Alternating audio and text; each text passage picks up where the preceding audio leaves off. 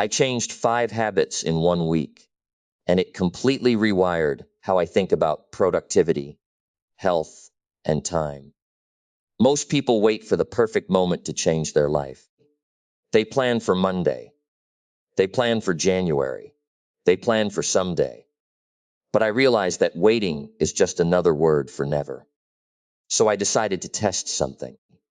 I picked 5 small habits, committed to them for 7 days straight, and documented everything that happened. What shocked me wasn't how hard it was. It was how fast things shifted. The first habit sounds almost too simple, but it's where everything started. I stopped checking my phone for the first hour after waking up. That's it. No email, no social media, no news feeds, just me, coffee, and whatever I needed to do that day. The second habit was about movement. I committed to 10 minutes of intentional exercise before noon, every single day. Not a gym session, not training for anything, just 10 minutes of my body moving deliberately. The third habit was about what I consumed. I cut out one thing from my diet that I knew wasn't serving me. For me, it was energy drinks. For you, it might be something else. But I removed it completely, no negotiation. The fourth habit was about connection. I called or texted one person I cared about every single day with no agenda, no business, no catching up on drama, just genuine human contact. And the fifth habit was about reflection. I spent 5 minutes every night writing down 3 things that went well that day, no matter how small. Now, here's what I want you to understand before we dive deeper into each one. These aren't revolutionary ideas. You've probably heard versions of all of them before. The power isn't in the habits themselves. It's in the commitment to stack them together and actually do them for a full week without breaking the chain. Most people underestimate what's possible in 7 days because they're thinking too small. They think 1 week can't change anything. But 1 week of consistent action compounds in ways you don't see coming. Your brain starts to rewire. Your energy shifts. Your perspective changes. By day 3, I noticed I was making better decisions throughout the day. By day 5, I had more mental clarity than I'd had in months. By day 7, I didn't want to stop. And that's the real insight here. When you stack habits together like this, they don't feel like a burden. They feel like you're finally taking care of yourself. They feel like momentum. Over the next few minutes, we're going to break down each of these 5 habits, one by one. I'm going to show you exactly why each one works, what I experienced during that week, and how you can implement them yourself. Some of these will resonate with you immediately. Others might seem irrelevant at first, but I'd ask you to stay open. The person you're about to become in 7 days is already waiting on the other side of these 5 decisions. You just have to take them one at a time. Let's start with the first one. The first habit is this: wake up at the same time every single day. No exceptions. Not because you're trying to become some productivity robot, but because your body runs on rhythm. Your cortisol spikes at a consistent time. Your energy peaks at a consistent time. Your mind settles at a consistent time. When you fight that rhythm, everything else falls apart. When you honor it, everything clicks into place. I started at 6 in the morning, not 5, not 4, 6, because I needed something I could actually sustain.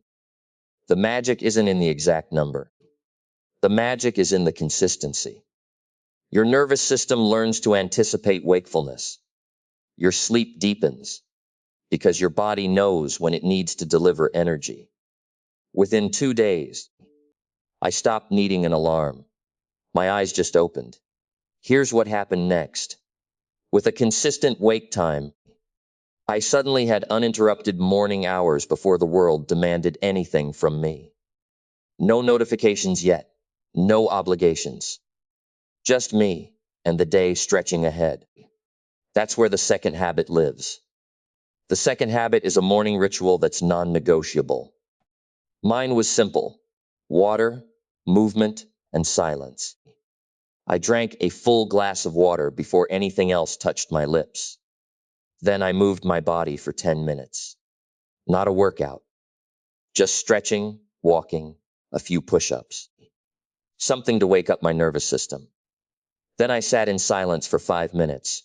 No phone, no planning, no thinking about what I needed to do, just breathing. This sounds small. It's not. This ritual became the container that held my entire day. When I skipped it, I felt scattered by 9 in the morning. When I did it, I felt grounded for hours. Your nervous system is like a tuning fork. If you hit it with chaos first thing, it vibrates at chaos frequency all day. If you hit it with calm, it vibrates at calm frequency. The ritual is how you choose the frequency. By day 3, something shifted. I wasn't fighting myself anymore. I was working with myself. And that's when the third habit became possible. Because the third habit requires a calm, grounded mind. The third habit is this: identify the one thing that matters most that day and do it first. Not the urgent thing. Not the thing with the loudest deadline. The thing that actually moves your life forward. For me, that was writing for 90 minutes. No email, no messages, no checking anything. Just deep work on the one thing. This is where most people fail. They think they can multitask their way to success. They can't.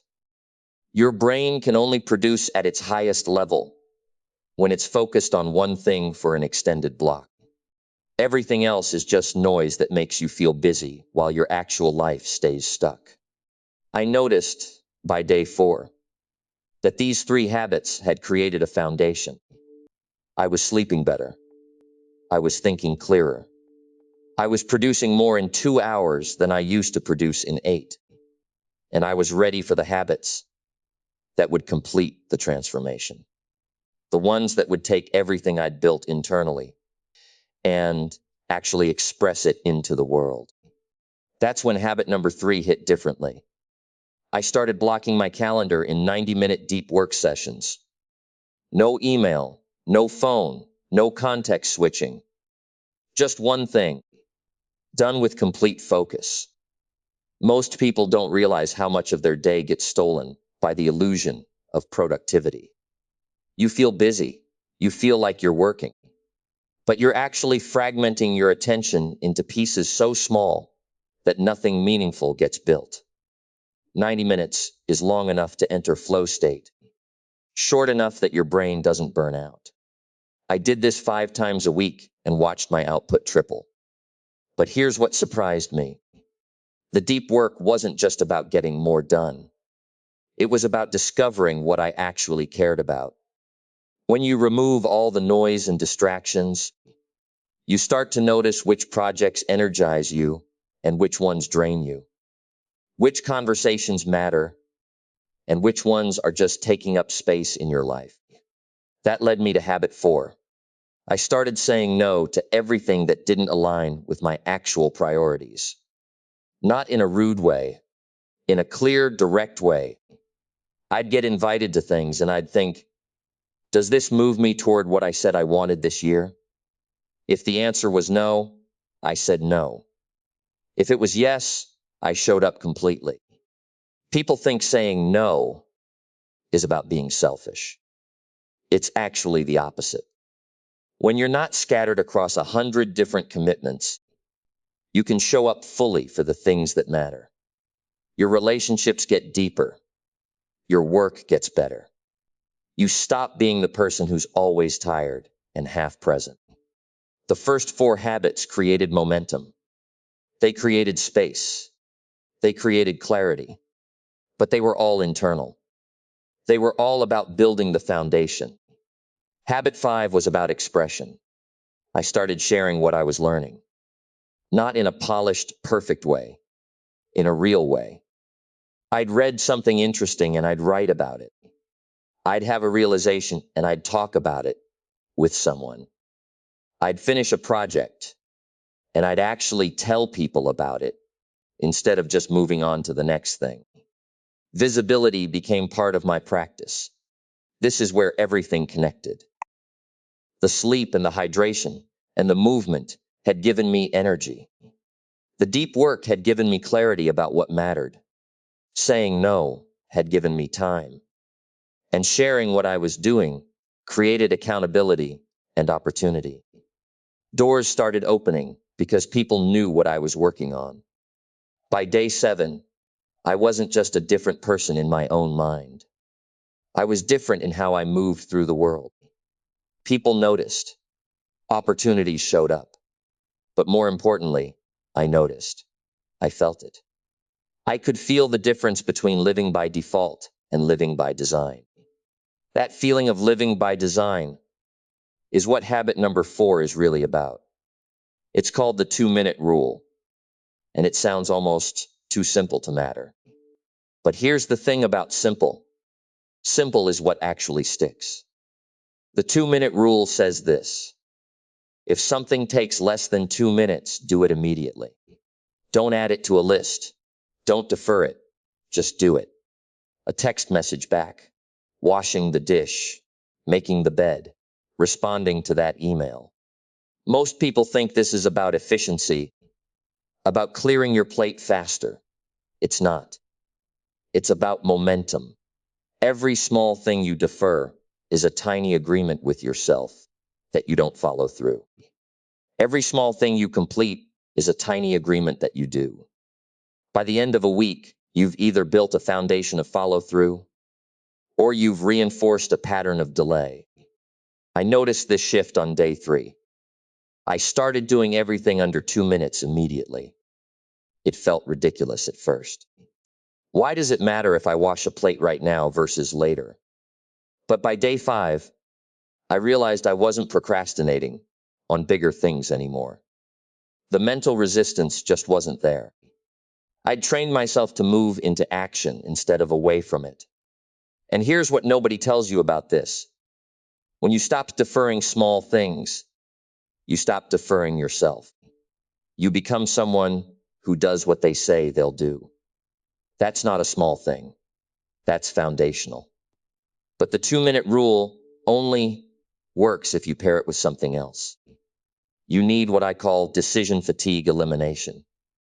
This is habit number 5, and it's the reason everything else actually compounds. Decision fatigue is real. By the end of the day, your brain has made thousands of decisions. What to wear, what to eat, what to focus on, what to say no to. Each one costs energy. By evening, you're depleted. You make worse choices. You skip the gym. You scroll instead of sleep. So I started removing decisions. I wore the same thing every day. Black jeans, gray or black shirt. I ate the same breakfast. Oatmeal with blueberries. I had 3 time blocks every day, and I didn't negotiate them. 6 to 8 in the morning was for deep work. Noon to 1 was for movement. 5 to 6 was for learning. This sounds restrictive, but it was the opposite. By removing trivial decisions, I had mental energy for the ones that mattered, for the work that required creativity, for the relationships that needed presence, for the goals that actually meant something. By day 7, I wasn't managing my life. I was living it. The habits weren't constraints. They were scaffolding. They held everything up so I could focus on what I was actually building. And that's the thing that surprised me most. I thought changing my life would feel like discipline, like pushing uphill. But by the end of the week, it felt like relief, like finally putting down something heavy I'd been carrying, like permission to become who I actually wanted to be. So here's what I want you to understand. These 5 habits didn't work because they're magic. They worked because they're simple enough to actually do. and they're aligned with how your brain actually functions. You're not fighting yourself. You're working with yourself. The water, the sleep, the movement, the phone, the reflection. None of them require willpower once you set them up right. They require design. You design your environment so the right choice is the easy choice. You design your day so these habits slot in naturally instead of competing for space with everything else. And I know what you're thinking. You're thinking, okay, but I'm different. My life is messier. My schedule is crazier. My willpower is weaker. I get it. I thought the same thing. But here's what changed my mind. I realized that everyone's life is messy. Everyone's schedule is packed. The people who transform their lives aren't the ones with fewer obstacles. They're the ones who stopped waiting for the perfect moment and just started with the moment they had. That's the real lesson here. Not that these 5 habits are the only ones that matter. There are thousands of habits that could change your life. The lesson is that 1 week is enough time to prove to yourself that change is possible, that you're capable of it, that you're not broken. You just needed to try something different. And once you believe that, once you feel what it's like to go to bed at the same time 3 nights in a row and wake up sharper, once you notice that drinking water actually changes how you feel, once you put your phone down and have an actual thought that belongs to you, everything else becomes easier. Because you're not starting from a place of doubt anymore. You're starting from evidence. So here's what I want you to do. Pick one, just one of these 5. The one that resonates most with you. The one that feels like it would actually change something. And commit to it for 7 days. Not forever. Not until you're perfect. 7 days. That's it. Write it down. Tell someone. Put it somewhere you'll see it. And then do it. Some days you'll do it perfectly. Some days you'll mess up. That's normal. That's human. The point isn't perfection. The point is showing up. Because at the end of that week, you're going to feel different. Not completely transformed. Not like a new person, but clearer, lighter, more in control. And that feeling, that's the real change. That's what makes you want to keep going. That's what makes the next habit easier to add. Your life doesn't change because you read about change. It changes because you do something different. So start today. Pick your habit. And in 7 days, you'll know exactly what I'm talking about.